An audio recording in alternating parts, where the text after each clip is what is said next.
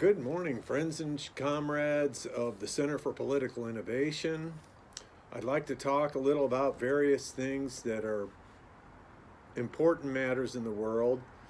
Um, a lot of people think that, oh, Israel's just protecting itself, and that's what we're told.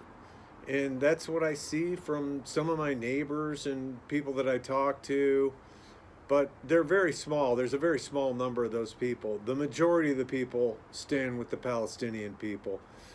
What needs to be fundamentally understood about Israel is that it is an artificial creation by imperialism. In essence, it is not a country or a nation. It is an army base serving the interests of the British and American oil monopolies, arms manufacturers, and financiers. The Europeans who settled there made a Faustian pact. They would train their children to be the armed attack dogs of imperialism in the Middle East, keeping down the peoples of an entire region and helping to maintain control over their resources. In return for a privileged status over and a better standard of life than that of their Arab neighbors. Probably better than most of the Americans in this country too. We don't have health care like they have in Israel, and the United States is financing everything. Imperialism is a system of monopoly capitalism backed by the armed might of the state and the combined force of the most powerful academic, religious, and media propaganda outlets and institutions. It is capitalism in its monopoly stage. Imperialism is the rule of the world by big banks and corporations, ultra monopolies based in Western countries, holding back development, keeping the world poor so that they can stay rich. It is imperialism, the rule of the world by banks and corporations, ultra monopolies based in Western countries that are holding back development, that are keeping the world poor. That is the main danger. Imperialism is the main danger in the world. Socialism exists in the world today as a result of anti-imperialist revolutions in the 20th century. The way that socialism has come into the world has been through revolution against imperialism. That is the main way socialism has come into the world. The struggle against imperialism is the defining question. Always support the forces resisting U.S. imperialism around the world.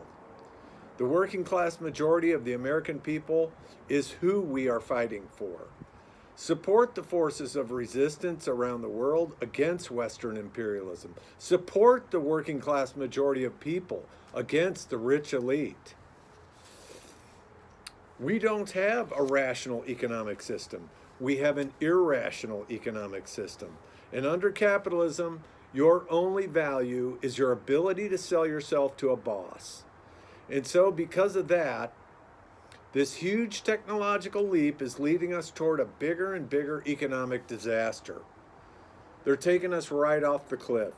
Degrowth, grind us all into poverty.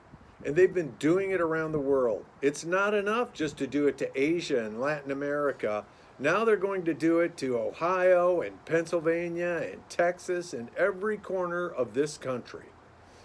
And this middle class that they've propped up to stabilize their society, they've decided that they can't afford it anymore. They've decided they're going to terminate the middle class. But not all the capitalists agree about this. There are many capitalists who say, no, I don't want my profits to go down. No, I don't want people to be too poor to buy my products. It's the ultra rich, the bankers, the oil monopolists, they're the ones who have this degrowth agenda. We need a government of action to fight for working families here. Nationalize the banks, the oil, the natural resources. Government should serve the people, not the profits of a handful of billionaires. A new upsurge in the struggle against U.S. imperialism is now emerging throughout the world. Ever since World War II, U.S. imperialism and its followers have been continuously launching wars of aggression.